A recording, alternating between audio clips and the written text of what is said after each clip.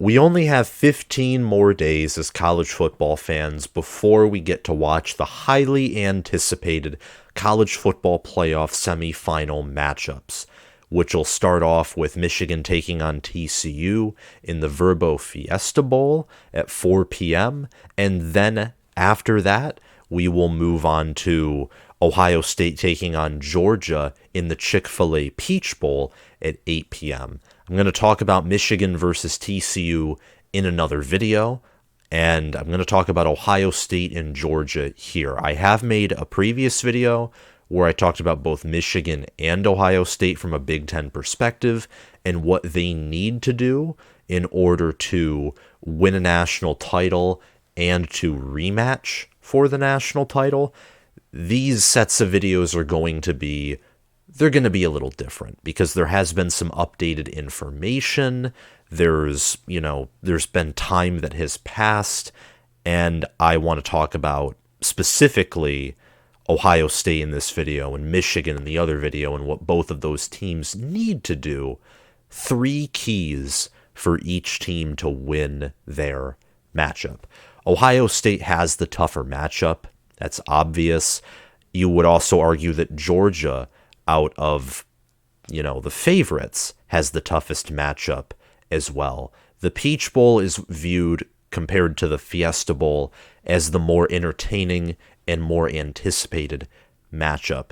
In fact, a lot of metrics and analytics would agree with that too, as both of these teams are the 2 highest ranked teams in the playoff if you look solely at power rankings. Whether it's ESPN's FPI or who would be favored according to Vegas, these are the 2 highest ranked teams. Ohio State would be favored over everyone in the nation minus Georgia and Alabama, and Georgia would be favored over everyone. They're the unanimous number 1 team in all analytics, and they're close to the unanimous number 1 in the AP and coaches poll. Michigan, I think, has 1 first place vote in the AP poll and like 2 or 3 first place votes in the coaches poll. But Ohio State is a huge challenge.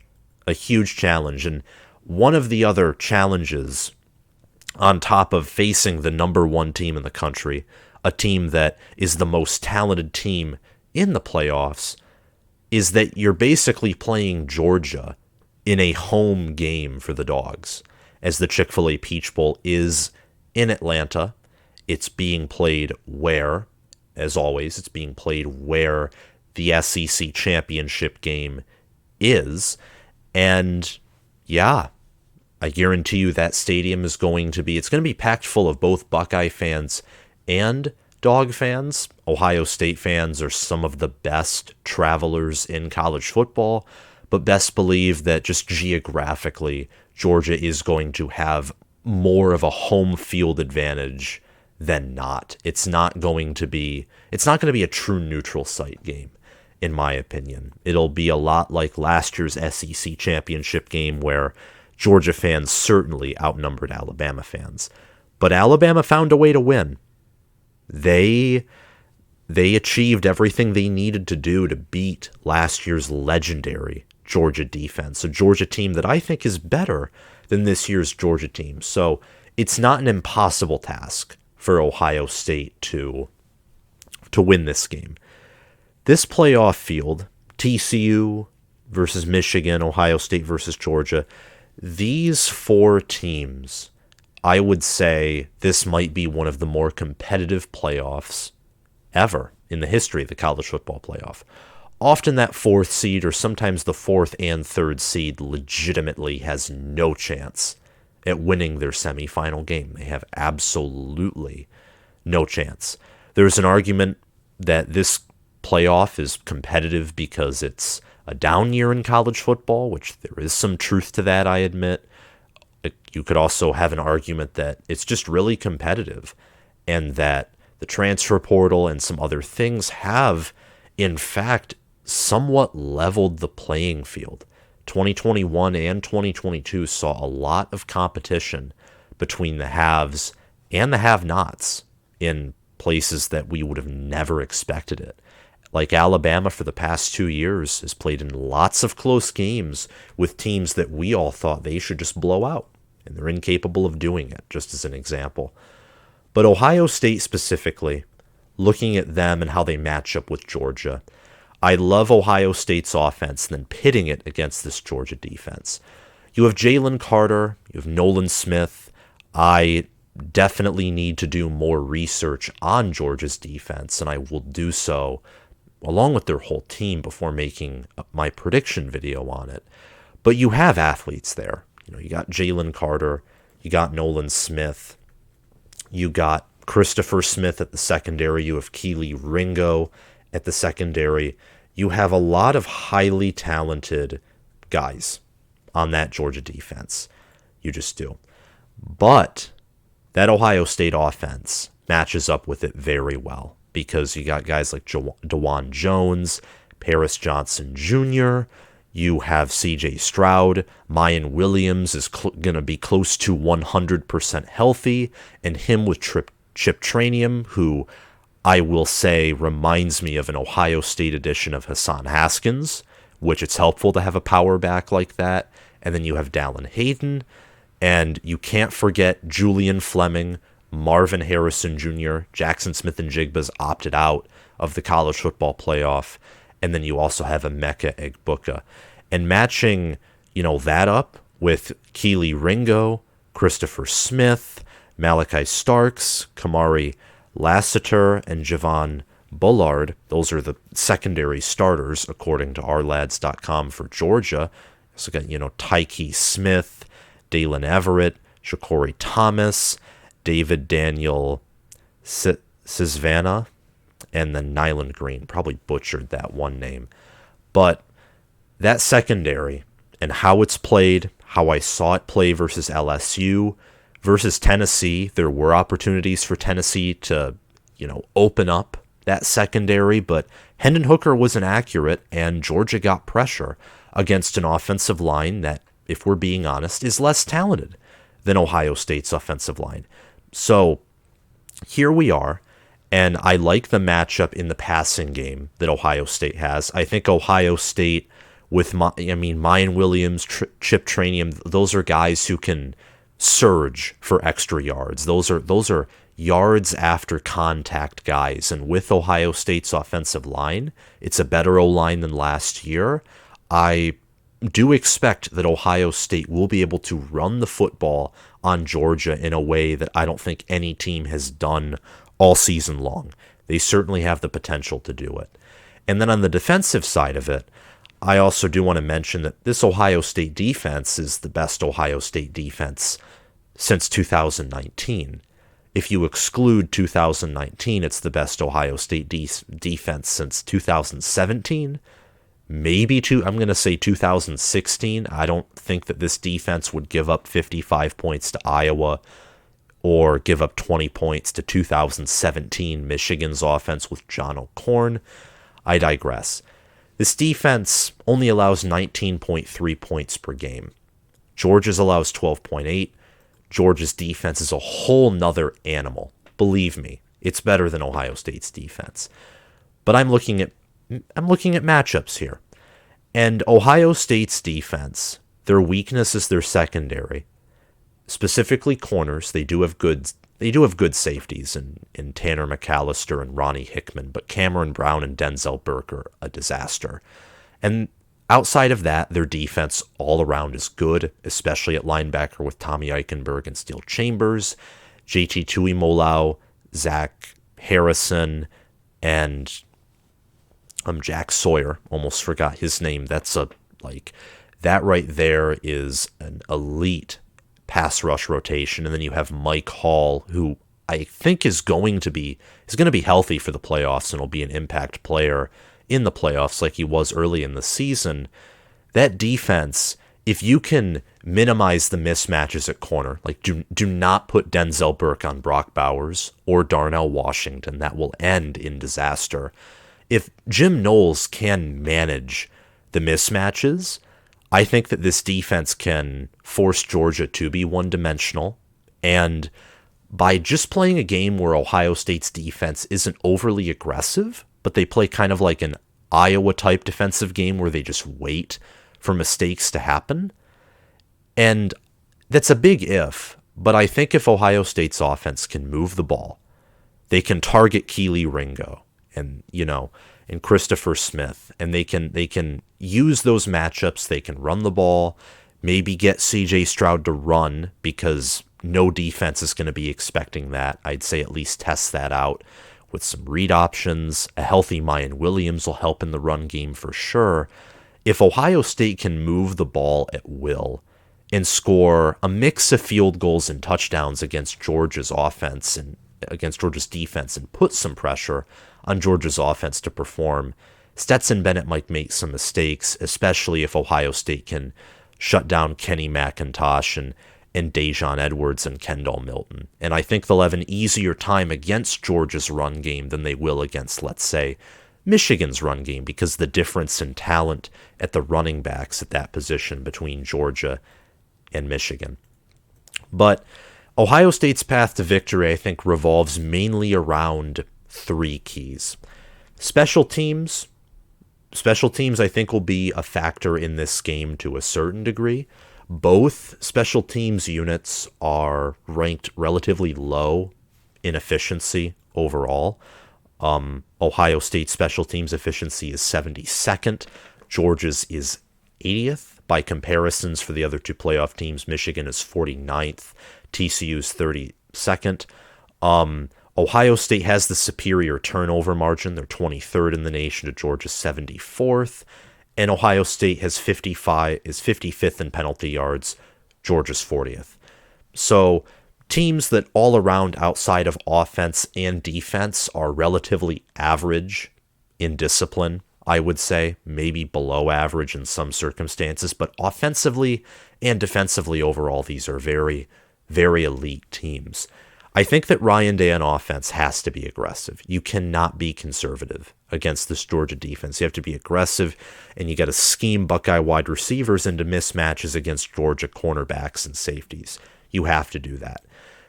Listen, Georgia's secondary, you have NFL players there. And Malaki Starks, freshman entering this year, a true freshman, very talented player. Certainly lived up to the 5 stars next to his name. Good player. Kelee Ringo, his size, his physicality, tons of potential. Needs better development, but he's a big physical dude. Christopher Smith, one of the better strong safeties in the nation. And Kamari Lassiter and Javon Bullard, also good players. But I'm telling you, none of them, if Ryan Day, schemes properly with the help of Kevin Wilson, Brian Hartline, and the whole staff, preparing for this matchup, Ohio State's wide receivers have a matchup advantage against any secondary in the nation. They just do. Michigan's secondary I think this year has a better secondary than they did last year. And that's mainly because Vincent Gray and some other players from last year whose names I forget. We don't have a guy who's as talented in theory as Daxton Hill this year, but we don't have low floor players like, let's say, Vincent Gray. Ohio State was still able to, when they were aggressive and at times, which was rare in that matchup, but they were able to get Marvin Harrison one-on-one, and, they burned Michigan on a deep ball. They also got Emeka Egbuka wide open in a clutch moment where they needed to get in the end zone. They didn't get a touchdown there, but they were able to convert on 3rd down and get like a big explosive play to Egbuka. No secondary can shut down this passing game. You can limit it, but you can't stop it. You can't shut it down. And you got to be aggressive if you're Ryan Day here. You have to get Marvin Harrison Jr., Emeka Egbuka, Julian Fleming, Xavier Johnson, who's a Swiss Army knife player, and I expect him to be used too. You got to get them. If you can't get them open, get them one-on-one, and they'll win more than half the time against this Georgia secondary one-on-one. They will, especially with Stroud's accuracy, his deep ball, and his poise in the pocket. And what I just said, the poise in the pocket, has been an area of question at times, but this Ohio State offensive line is overall solid, and I think that if Ryan Day does dial up some aggressive play calls and doesn't get too conservative, which he's known to do, and plays his cards right, I don't think that those questions about poise in the pocket or toughness for Stroud will be a problem if Ryan Day helps his quarterback to the best of his ability. For Jim Knowles, he has to keep an eye on tight ends Brock Bowers and Darnell Washington. That is an absolute must. And I think you should test Bennett in that Georgia O-line. And by test, I mean those 0 blitzes against Michigan. Try blitzes, try pressure. I can't guarantee you that it's going to work. I was, in fact, inclined to say for a few minutes before making that point, don't blitz at all. Just send 4, send 3, maybe 5 occasionally. But Bennett can scramble. The O-line's elite. And those tight ends and the wide receiver core for Georgia, it's not as good as last year, but their tight ends are they're the best tight end duo in the nation. Brock Bowers and Darnell Washington are crazy, and there are reports saying that Darnell Washington, come April, could be viewed as a first-round tight end.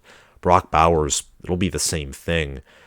But their offensive line is crazy. Kyrus Jackson, Dylan Bell, Marcus Roseme, Jack Saint.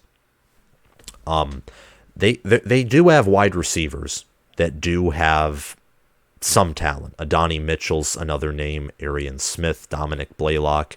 They do have talent at wide receiver, but the tight ends, those are what I would be most concerned with, because that Todd Monken is going to, it's all about matchups.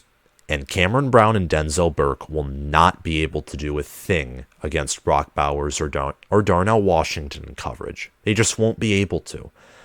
And those will be, they're big, physical, they're fast. They'll be easy targets for Stetson Bennett to throw to.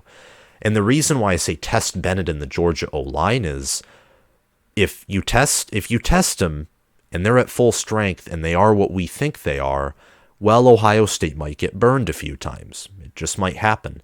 But remember, in the same building that Ohio State's going to play in, what happened when, Alabama dialed up some pressure. And they had Will Anderson, and Dallas Turner, but you have JT Tuimoloau. You have Jack Sawyer, you have Zach Harrison, and your D-line with Mike Hall coming back is going to be even healthier and even better, as he was an impact player before his injury. You have talent there. If you're a Buckeye fan, you have insane talent, and Bennett should be tested. That Georgia O-line should be tested, and if it fails, do it again and again, because Bennett, when you can get pressure to him and there is no escape valve, he's proven time and again he makes mistakes. Just watch last year's SEC title game, watch some of his games this year where Georgia did not have impressive offensive performances whatsoever. Test Bennett and that Georgia O-line, but more importantly, you got to keep an eye on Brock Bowers and Darnell Washington. And even if Jim Knowles, schemes up the perfect plan to try and contain these two, I don't know if he'll be able to, because Brock Bowers and Darnell Washington are fantastic. And let's not disrespect Stetson Bennett either. He's passed for 20 touchdowns, 6 interceptions. He's the 6th highest QBR in the nation. He's 11th in passing yards with 3,425. And in games against number 14 LSU, number 1 Tennessee, and number 11 Oregon, he's had at worst a 180 passer rating, at best a 204 passer rating, at worst a 96.7 QBR, and at best a 98.1 QBR. He shows up in games against ranked opponents, Stetson Bennett does. He does his best in ranked matchups. He plays up and down to his competition, so he's going to be bringing his best game against Ohio State, which is why, for both sides of the ball, adjustments and balanced play calling are requirements to win. They're requirements. Ohio State could have one of the best game plans they've ever had, be balanced play calling, and make adjustments at halftime and when every quarter is finished. And they could still lose because Georgia's that good of a team.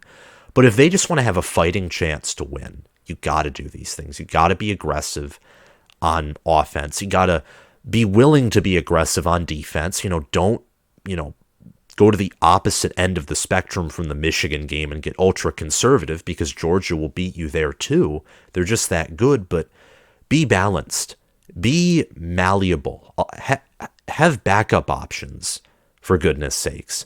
And make sure to scheme up those wide receivers against that secondary. That's the biggest thing.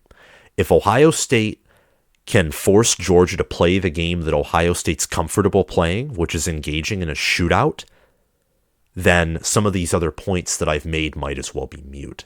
Because in a shootout, I can tell you what quarterback's going to be more clutch in a shootout. CJ Stroud or Stetson Bennett. CJ Stroud, he'll be the more comfortable quarterback in a shootout, where every drive you have to score. He will be more comfortable in that environment than Stetson Bennett will be. That I'm pretty confident in. But those are Ohio State's that's their keys to victory in Atlanta. And even if they follow all these three things and do more than that, Georgia's the number one team in the country. There's a reason they're favored by 6.5 points. There's a reason they're ranked ahead of Ohio State in Football Power Index. There's a reason they're favored over them. There's a reason that Georgia's number one in 13-0. And Georgia's close to top 10 in both offense, and they're certainly top 10 in defense. And they're the most talented team in the playoffs. I'm excited for this matchup. I'm going to release a prediction video on this matchup within the following week. So make sure to subscribe to the channel, hit that like button, comment your thoughts on this video and on your thoughts on this matchup too, your score prediction down below. And make sure to hit that notification bell so you can get notified when I make content covering Big Ten teams, non-Big Ten teams, just covering college football, or when I go live. Thank you all for watching, and I'll see you guys around. And if you're on Spotify, make sure to follow the channel. Thank you guys for watching, and I'll see you around. Bye-bye.